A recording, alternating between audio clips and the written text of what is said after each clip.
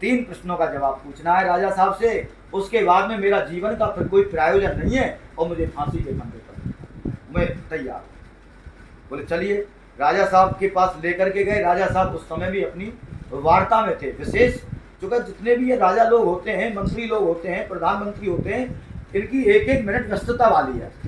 बहुत ही अपने देश को चलाने के लिए, अपने मतलब राज्य को चलाने के लिए, अपने जनपद को चलाने के लिए अनेकों प्रकार से अपने जितना भी बुद्धि विवेक है उसके आधार से लोगों को संबोधित करते हैं। राजा उस समय भी संबोधित कर रहे थे। इतनी देर में सिपाही पकड़ करके लाए, राजा का माथा ठनक गया कि इस ग्रह को फिर हमारे सामने ले आए। बोले राजा साहब क्षमा करना, इसके 3 प्रश्न हैं जो आपसे मिलने के लिए इसने कहा और आपसे ही वो 3 प्रश्न पूछना चाहता है।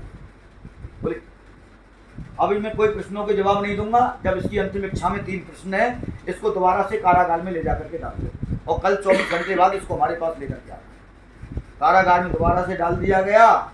24 घंटे बाद उस रायगी को राजा के सामने फिर खड़ा किया। राजा बोला बता भाई, 2 दिन हो गए, मौत भी तेरा इंतजार देख रही है, तू अपने उन प्रश्नों को पूछ जो तेरे मन में प्रश्न है। राजा ने बड़ी उम्मीद के साथ कहा। उसने कहा, रायगीर ने कहा कि राजन